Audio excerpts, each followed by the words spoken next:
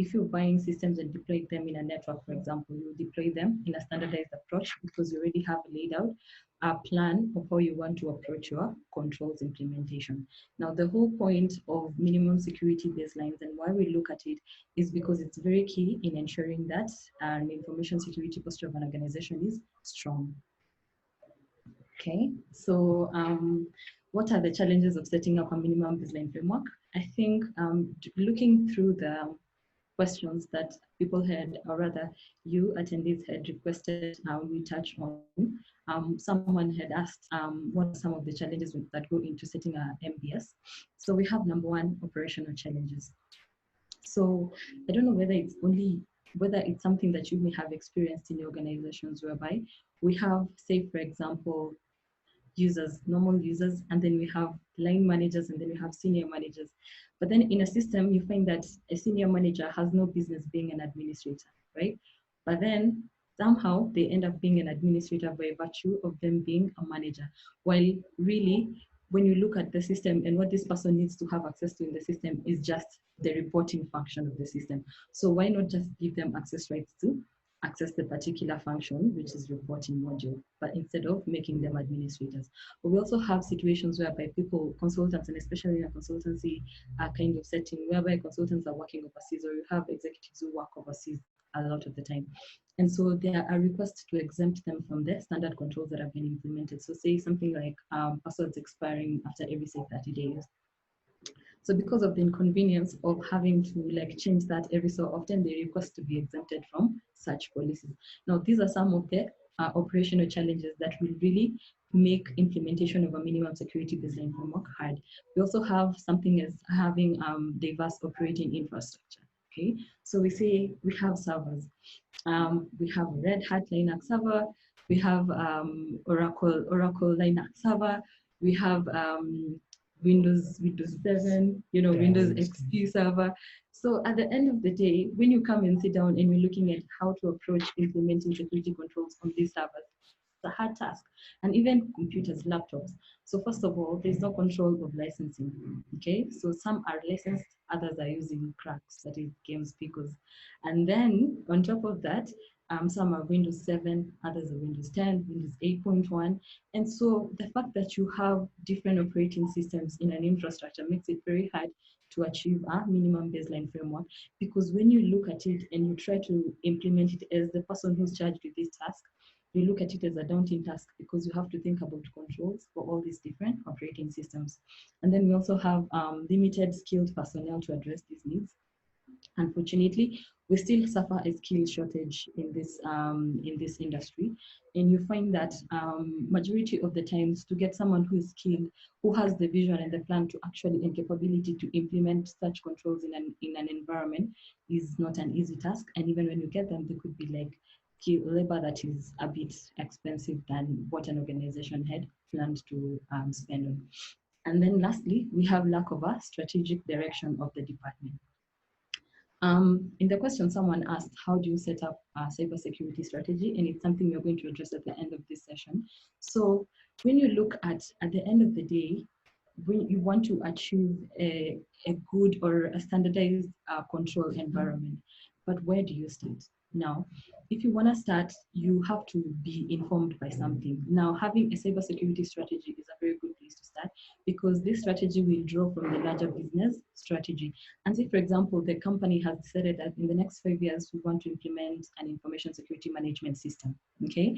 So obviously, then in your cybersecurity strategy that is going to draw from, say, the Cybersecurity Strategy 2018 to 2022 is going to have pillars or controls that are targeted towards implementing the cybersecurity, the information security management system, which is what the organization wants to achieve. So by having a strategic direction, it will really inform the ICT spend. It will inform what kinds of controls we want to achieve. It could also be because of compliance, yeah? So whatever it is the strategic direction of the organization will really inform the baseline framework and the controls that we choose to implement based on the needs of the organization at that particular time. Okay. Thanks. So what are some of the benefits of implementing an MBS? So the first one is you achieve a standard approach to information security management, which is very true when you look at it. So you just want to be able to say that if I want to monitor activity on my, say, end users' laptops or computers in an environment, you have implemented an Active Directory, and you can manage all these devices through the Active Directory. Then it becomes very easy to actually monitor or to implement controls or push policies that are standard to all computers, simply because you have an environment which is controlled, and you can push policies that are similar across board. And then you also have easier control as centralization, means that you have a central place to organize and manage your devices, servers, and network devices in the environment. And then also increased visibility into the ICT environment and the risks associated to them. So if you have a standard environment and standard controls that have been implemented, then that means your security activities are very focused, and the operations, they are very focused to the environments that you have. So you won't be worrying about zero-day attacks due to Windows XP exploits, because you are not running a Windows XP server in your environment, but you're running say 2003, 2016, which are more supported versions. And then also we have to offer a baseline for continual improvement of the security posture. Now, when you start by, in this strategic plan for 5 years or 4 years, we're focusing on this bunch of controls. During the phases of implementing this framework, and as you're going to see in slides that come, you monitor and you measure the performance of your controls. And so starting with a baseline, a minimum baseline, actually gives you a place to monitor yourself and actually plan to grow, say, from level 1 to level 5, so that you can even achieve a stronger security posture. Okay, so now we're just going to look at some of the minimum security baseline controls. And I don't know, Joseph, what do you think are some of the controls that we can actually discuss today? Okay, for the controls, we have two types. There's the higher level standards and the technical standards. In the higher level standards, you have the general guidelines, which rely on policies, procedures, and guidelines, for which an organization may put into place the documents informing the information security management system. In the technical standards, this is where we do the implementation. For instance, as Faith mentioned about the Active Directory integration, we can focus on something like the password policy, whereby we can outline the best password management policy, where users are required to apply it and practice a good, acceptable use policy in the organization. Yeah. Here we have an example of a high-level standard, which is secure log collection, whereby we can practice a way to collect logs from our information systems by directing them into a central log server, which is a remote server. And from that remote server, you can be able to, it can provide a visual presentation for us to be able to understand security posture. Yeah. The logs corrected, they should be having specific details such as the source IP, the host name, the timestamp, the destination IP, in order for us to get to know what's happening, the events happening in our organization. That's true. And so when you actually look at now the log details, this as a high level standard, ideally these log details will go into our logging and monitoring policy. Okay, so we have a logging and monitoring policy, and as some of the things that we need to monitor, you can see that we make sure that our logs at least can be able to generate these kinds of events. And this becomes something that is a standard implemented across all devices that you're monitoring. Yeah. True. Okay, in the next phase, we are going to look at the technical standards examples. Yeah. So we have base operating system minimum security baseline, which in all the operating systems running the organization, we have to focus the best practice to utilize as an organization a standardized way to install our operating systems, the services to promote and to offer in those operating systems, For instance, in Windows operating systems, there are so many services users they do not require. Hence, it is for an organization to outline the required services for users to use. For approved protocols, we know there are so many protocols to offer a specific service, but we do have to focus on the best and secure protocols to use. In services, the same case, there are appropriate services to utilize in the organization. So in the next slide, we'll be looking at the various features of which an organization which doesn't implement such controls can happen to them. These are diagrammatic presentation which shows through vulnerability and penetration assessment programs which you have conducted. There are few, there are like so many vulnerabilities which we have exploited, but just to highlight a few, we have the Cisco Smart Installation vulnerability, which is a feature in Cisco switches where a hacker can be able to penetrate inside the organization information system, where through that feature, it enables a plug and play feature. Okay. So this just to expand on what my colleague is saying. So in the previous slides, when we're looking at some of the technical standards, if I may, so we're looking at we have things such as file and directory permissions, approved protocols, services, password policies, file sharing, and so on and so forth. Now, in our engagements with different clients, we've come across some of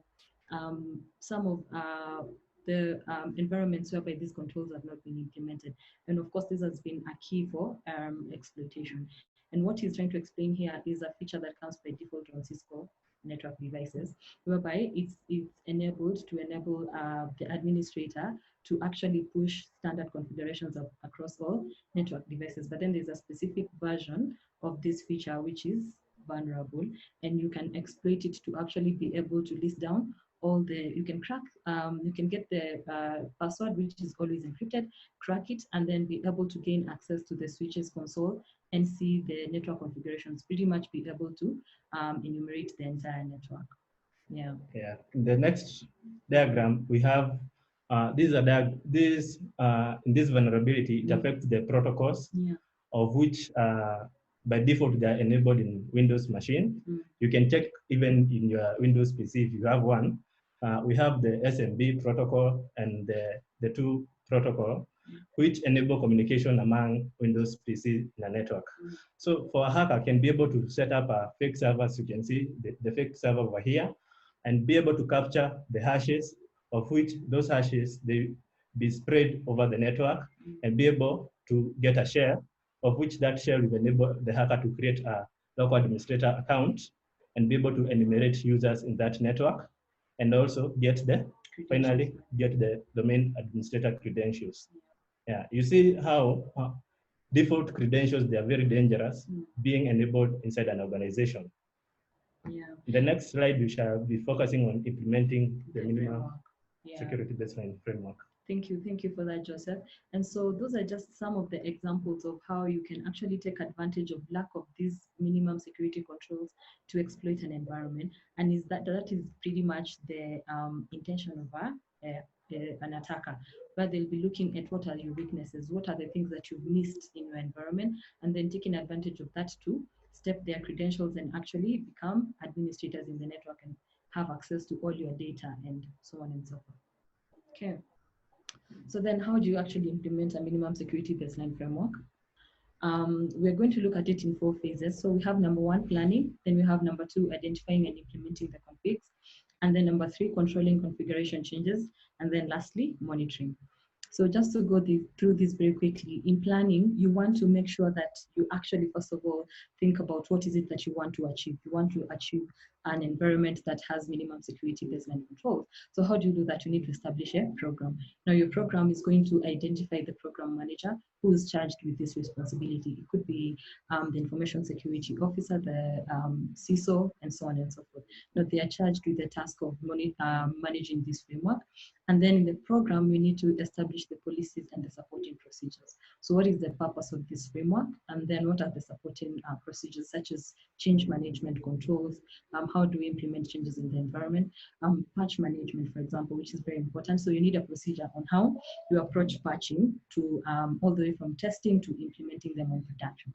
And then now after that, you develop a monitoring strategy, because apart from just implementing the controls, you need to be able to monitor the efficiency or how well your controls are working so that you can improve on the security lapses. And then you identify products and tools, and then also conduct training. This is very important.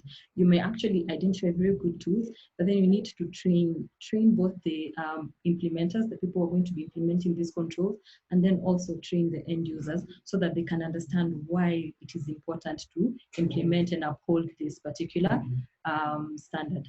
And then lastly, establish a test environment for your program. Because at the end of the day, these controls, in as much as they come to treat risks, they may introduce risks to an environment, and it is very important to first test controls before you implement them. So that's planning. And then in identify and implement, so this is pretty much what my colleague has been talking about. So you need to establish secure configurations and have like a repository. So across all my Windows devices, I expect people to be authenticated via the Active Directory, okay? And that becomes the standard. Across all network devices, I expect network administrators to administrate them using SSH, which is more secure compared to Telnet. And then what you do, you make sure that these particular Telnet protocols are disabled across all network devices. When you want to think about things such as audit settings, yeah, you want to make sure that both failed and successful logons are audited. Whenever users are added or changed in a group, that all these are audited. So when you determine what are the audit settings you want, you ensure that you apply them across both. So you establish these configs, and then number two, you implement the secure configurations. Now, when you're implementing, it's very important to be mindful of the impact of a control. I know it seems like it's just easy, get the configs very easy and then implement them, but no, most of the times, and especially in a busy environment, systems break easily. So you need to look at what is the impact of the control you want to implement, and then choose what is the best time to implement it. Is it maybe over the weekend or in the evening when the workload is not very heavy? And then also how you prioritize your configurations could be informed by a risk assessment or a vulnerability assessment that was conducted, and you identify controls that need to be implemented pronto because of, say, the risk that it presents to the environment. So you implement those first. Okay. And then now phase 3 is to control configuration changes. And this follows 4 major steps, which is to implement access restrictions for change. Now, this is what you were saying, the major challenge, which is operational challenges, that we have systems, we have controls in place. Majority of the organizations actually have implemented these things, but the biggest challenge is the human factor, turning off settings simply because someone has requested that. Now, you need to ensure that, first of all, the capability to make changes to your policies, password policies, to maybe make changes to audit settings is restricted to the person who's authorized to drive this particular configuration, and then be able to ensure that you, whatever changes are requested, whether they are a legitimate business need, make sure that they are actually requested through the documented change control process, and then conduct an impact analysis, and then record and archive records of requests for change. It's very important. You can always go back to them and establish why on a particular date some of the changes to your configurations were requested. Okay. And then lastly, we have monitoring. Now in monitoring, you want to be able to have visibility into how your controls are implemented and how they're working. Now, Peter Drucker, who's a business guru, says that if you can't measure it, then you can't improve it, okay? Because the aim is to actually improve. It's not a finite game, just implement the controls and leave. It's something that is infinite. You want to keep improving your processes, and therefore you need to be able to measure so that you improve. And how do you do that? You need to assess and report on your controls. So you need to look at results of compliance audits. What do they say?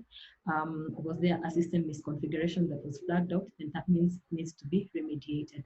And then you also need to conduct regular assessments of what was approved versus what is actually implemented. And then once you do an assessment and report, you also come and now implement and manage the tools for security monitoring. Very important, yeah. So here you can have something such as a SIEM tool. You can have a DAM, which is a database activity monitoring tool. You can have endpoint antivirus. You can have an IT help desk system, an asset inventory system, which is very important to be able to tell you whenever assets that are not authorized in your network are connecting. Okay, so to be able to discover all this.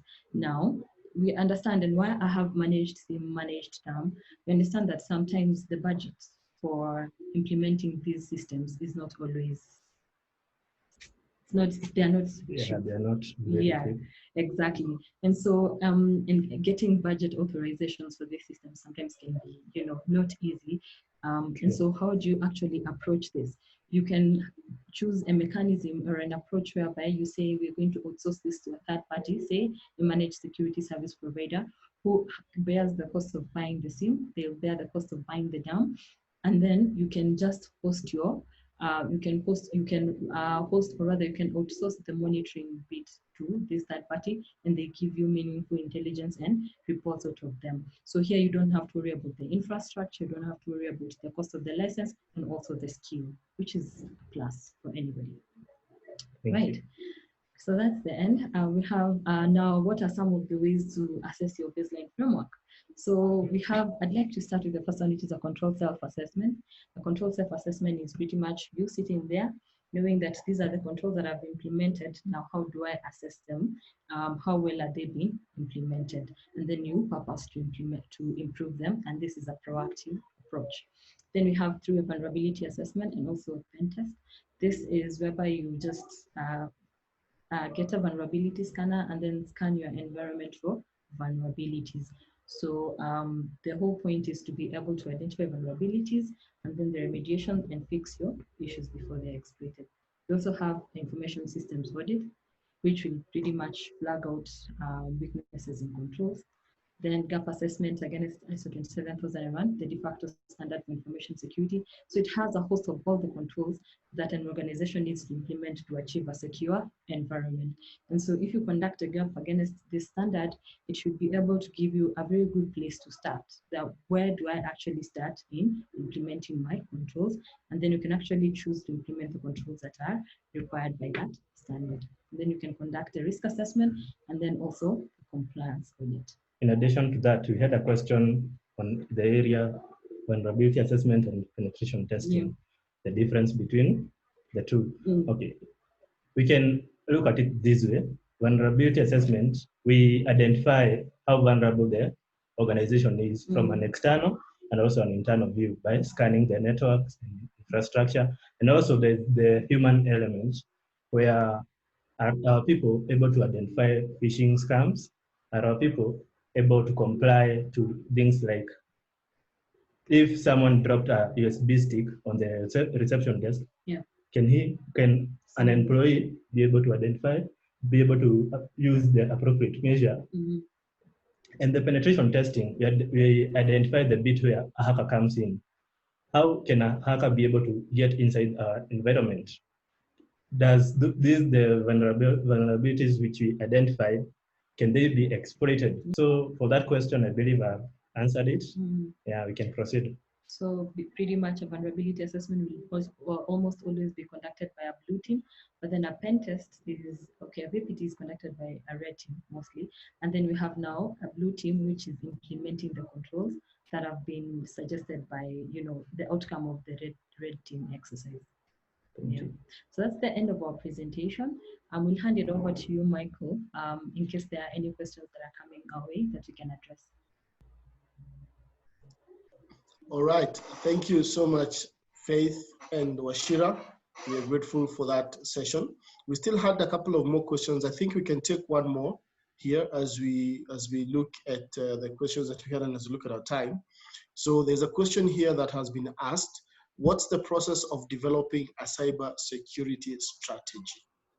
Would you take that, please? Okay, that's a very, very, very good question. And because we've already said that in order to achieve a minimum baseline security framework, you need to be guided by a strategy, and a cybersecurity strategy is a good place to start. So how do you implement a strategy? So first of all, your strategy has to be informed by the larger business's strategy. So the organization has a strategy. This year we want to achieve this. So that is the focus of the organization. And then remember, ICT is just an enabler of the business. So the ICT supports the business where it is going. So once you understand what is the larger business strategy, then you coin your cybersecurity strategy to support the direction of the business. And so in this, you can start by identifying what are your strengths. You play on your strengths. So what are the strengths of this organization? And then after that, you identify the core pillars that you want to focus on. Maybe you want to focus on skilled personnel. You want to focus on implementing cybersecurity strategic tools. And this you can do by, say, benchmarking with other peers in your industry. So say you're a bank or you're insurance company or you're a manufacturing company. So you can conduct a benchmark against your peers to understand what are they doing out here. Okay, so what are the tools they have versus what you don't have? And then you can start now to implement and plan to acquire some of those tools. And then also apart from that, you can also focus on actually getting guided by a standard. And say, for example, ISO 27001, which is the standard for implementing an information security management system, is a very good place. Because even as you implement those controls, you need to implement them to meet a certain target. And so adopting a standard to implement also helps, goes a long way into implementing your cybersecurity strategy. And implementing a standard, by the way, it doesn't have to be a one-off thing where you sit down and implement it in 6 months. You can actually plan to do it across the year. You can also plan to do it across several quarters to achieve a cybersecurity strategy that is good to go, that you can revise year on to implement in the organization. Hope that answers the question. Okay, so and we seem to have lost Michael, but I have some of the questions that had been raised by the attendees, and I'm just going to ask them also. So we've also had a question here, how to properly implement preventive measures as they are the most effective means in security. So how do you implement preventive measures? And some of the preventive measures we're looking at is, for example, we have the tools to implement the preventive measures, like the IPS tools. Yeah. We can also reflect on the controls to implement. For instance, we can, as I said, we have policies. We have to put down policies and processes of implementing the preventive measures. One policy that's very appropriate for implementing preventive measures, we have the acceptable use policy. Yeah, okay. We can. There is a challenge of insider jobs affecting the organizations. So by implementing an acceptable use policy, where all users have to sign that particular document that they will appropriately use the information assets as required by the organization, we can prevent such kind of attacks. Yeah. So this question is really just pointing out the fact that preventive measures or controls are actually more preferred and compared to corrective measures as well as corrective measures. So some of the preventive measures that you're looking at is, as you mentioned, some of the controls such as implementing a firewall, okay, which has an intrusion prevention blade. That means that it will detect attacks and then also prevent them from happening. We also have controls such as role-based access controls. Now, this will actually ensure that users in an environment only access that which they are allowed to access. So when you implement role-based access controls, it means that you won't have to worry about someone accessing parts of the system which they are not allowed to. Everyone will be restricted to what they have been provisioned to access. So you're very right, whoever asked this question, it's very important to focus on the preventive controls which are going to stop an attack from happening in the first place. I don't know if you have Michael back on the call. Yes, I'm back on the call. Apologies, ladies and gentlemen. I had a slight technical hitch. It's called working from home. So I think I'd like to just remind guys, you can use your raise your hand feature and we can have you unmuted to ask your questions live if you'd like to do so. So you can just raise your hand whenever you feel like you have a question that you'd like to answer. As we wait to see the hands up, I think there's another question here, which is from Francis, who asks, what are the key differences between an information security policy and a cybersecurity policy? Okay, that's a good question. So I'll take that. Okay. So first of all, what is the difference between information security and cybersecurity? So information security is focused on security of information. Doesn't matter where this information is. So it could be a hard copy, a file that is stored in a cabinet and locked somewhere away that no one ever accesses every so often.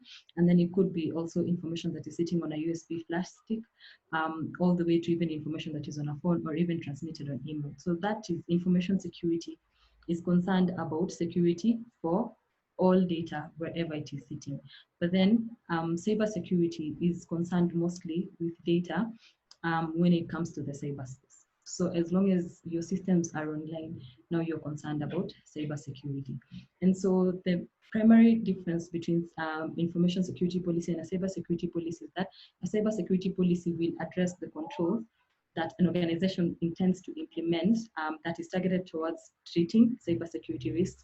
And this is such as ensuring that data is encrypted in transit, making sure that USB sticks are encrypted whenever someone is transferring data, or even disabling USB ports, yeah? So, and then we have now an information security policy, which will talk about controls for securing data, even in storage, and it doesn't matter if this data is on a computer or not. An information security policy is overarching and it talks about security of all information in the organization, regardless of its format or where it is stored. I hope I've answered your question adequately, Francis. All right. Thank you very much, Faith. I think I'd like to pick another question here. It is, however, it is quite vendor specific from Kennedy, who is asking, which is the best monitoring tool for BitDefender, which summarizes all reports? So I think he was asking from BitDefender. Do we have a tool from BitDefender that monitors and is able to summarize all your reports? And I think at that you can just talk about reporting on a high level as you go through that question. Okay. So which is the best security tool for reporting in BitDefender?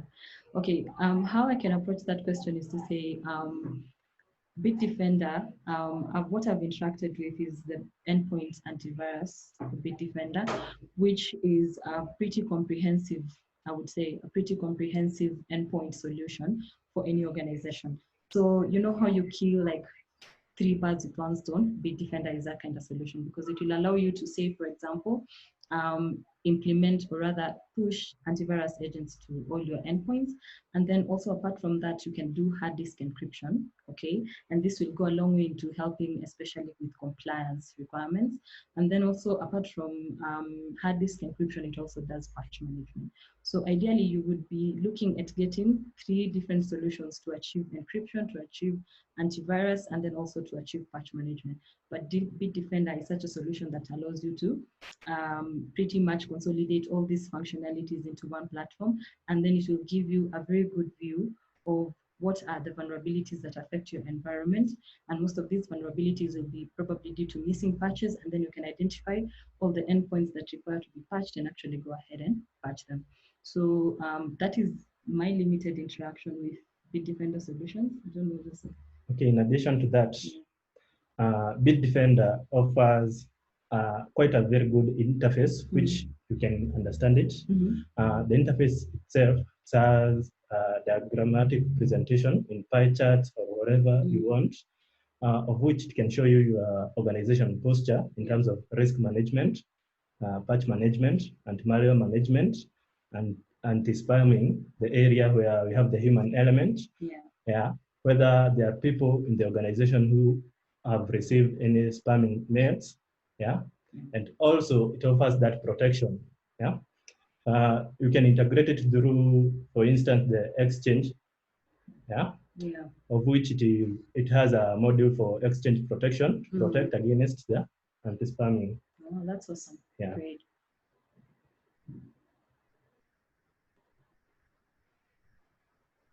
Michael, I believe you have answered his question. We can proceed. Yes, I believe you've done so. I think I see a couple of questions on the same, so we might have to pick another webinar just to talk about monitoring tools. Okay, in addition to that, for the reporting side, BitDefender offers scheduled reporting, where you can actually schedule your reports whenever, like weekly, daily, or even monthly, yeah, to receive through the email. Yeah, you can add your emails through BitDefender to receive the reports in those areas. Okay. Yeah. All right, thank you for that addition, Joseph. I see there's a question here from Teresia, who's asking about startups and what kind of services we offer to startups in line with this. We have a couple of pro bono services, but I'd like to have I'd like to get Faith to just comment on startups and what maybe would be the bare minimums for a startup whenever they're looking around issues to do with security and how do they implement this kind of baseline standards. Okay. Okay. So thank you for that question, Michael. Security for startups. So I think in my experience and what I have seen is that organizations start with adopting technology and implementing technology, and then they start piling up security monitoring techniques on top of that technology, which now complicates the entire situation because, first of all, how the baseline setup was not done with security in mind. You know how we have technology that is brought and implemented, but then the developers of this technology never always have security in mind. It's the same way. So we get, say, a Sophos firewall, and then we get, I don't know what, Huawei switches or whatever. We get switches that we want to implement them in an environment. And then the way these have been done, first of all, access controls have not been taken into consideration. The kind of security posture we want to achieve as an organization has not been taken into consideration. Say, for example, we want to be able to support our users to work remotely, and we get a firewall that will not even support such kind of a service, all right? And so what I would advise for a startup is to actually, whatever you do as your minimum or your basic framework, your network infrastructure should actually start with security in mind. So if you're looking at implementing network devices, just make sure you're not getting them for the sake of whoever is available in the market and whatever they are pitching, but you have security in mind. How is this particular network device, for example, if you're getting a core switch, how is it going to enable you to implement or segment your network into different secure VLANs, right? So you want to make sure that you have technology that already is speaking to your direction where you want to go in terms of information security, and then also policies. It's very important. You have to develop policies and procedures because the policies and procedures that have been approved are actually going to also inform how we grant users access, how we audit our events, how we employ staff into the organization. So you also need to develop policies and procedures around that. And then also we have things such as on an annual basis, we need to also conduct vulnerability assessments and penetration tests. That is not something that is left for organizations that are already big. It's meant for any organization. Even if you're running just 2-3 applications in your network, you need to conduct vulnerability assessments and penetration tests. And all these are services that we as consultants offer, and we'd be glad to guide Teresia in terms of how they can approach implementing their framework for cybersecurity. Okay, in addition to that, we do offer training and awareness programs. Yeah, we have tools which can aid on that. It is important for an organization to offer periodic awareness programs so that users can be reminded on proper and acceptable use of information assets. Yeah. Thank you, Tim. I think we have pretty much covered most of the questions. We still have a bunch more to go, but I think we're running out of time. Hopefully next time we shall have some more time to do this. But I think this afternoon we have been able to understand, or rather have a high level of understanding on minimum security baseline standards. that will allow your organizations to deploy your systems in an efficient and standardized manner. And as we call ourselves, we are sentinels, and we help help the industry to guard themselves.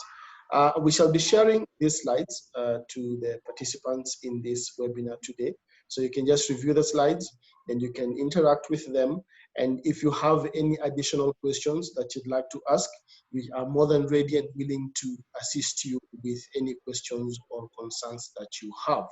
So I think I'd like to, unless I have my presenters have anything else to add, to allow us to end the session now. We were supposed to end at 3:30, so we just have just about a minute to go. So Faith. I think I just want to say thank you very much for everyone who took time to join us today and for the questions that came through. Apologies that we do not have time to address all of them, but we shall personally address adequate responses to everyone who had a question. And if need be, we shall also make calls. And then also to thank my colleague, Joseph, for joining. Joseph, has something to say. Okay, just to thank the participants for the session, yeah, for the question we have learned, all of us, yeah, and that security begins with us all, yeah. Before we buy the tools, yeah, we should be able, even us, to practice proper secure operations too. Yeah. Okay. All right, I think before we log off, there's a question that has just come in here. I think maybe you can just answer it, Faith, very quickly.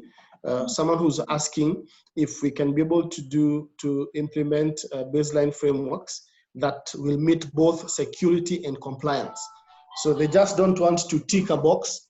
They want to ensure that they tick a box and they also have security around that box. Would you just mention that briefly before we close the session? Good. So that's a good question coming through. And yes, remember when we said that depending on the strategic direction of the organization, all of a sudden you used to be operating in an environment where you were not regulated. And then all of a sudden came, say for example, how SASRA happened for SACCOs, okay? So all of a sudden we have an environment that is regulated, and all of a sudden we have to think about how to comply to the regulator. Otherwise, we're going to face charges, fines. Also, we could lose our business permit and so on and so forth. So what to do? You actually implement a framework which is going to speak into your compliance needs. So yes, it's very easy and it's very possible to achieve those two. And majority of the times, even when you look at the minimum security frameworks that are out there, for example, NIST and then also ISO 27001. For example, ISO 27001, in Annex A18, it talks about compliance. So it's not only concerned about information security. You know that at the end of the day, business exists in an environment, exists in a country that has a constitution, that has laws, it is governed, it is regulated, all right? So in order to ensure that your information security program is working well, you need to also achieve compliance. And you have to be aware of what are your compliance and regulatory needs. You need to monitor those and make sure that you have implemented the necessary controls to meet your compliance needs. So yes, those two things are not like separate, they go hand in hand. All right, so what we're learning is it's not just good to implement a security need, but we need to start by thinking out first the need that we want to address and the different interested parties around that specific need to ensure that we comply and that we exercise a secure environment. Ladies and gentlemen, thank you very much for the time that you've given us. That was a 1 hour that was quite informative. I enjoyed myself and I've learned. The only part that we shall not have today is for Wachira dancing for us. As I started saying, he's a good dancer, but he'll not dance for us because of time, maybe next time. But thank you so much for joining us. As Sentinels, we appreciate for your presence and your time and your attention. Thank you so much and have yourself a wonderful day and wonderful week. Thank you, Tim. Thank you. Bye.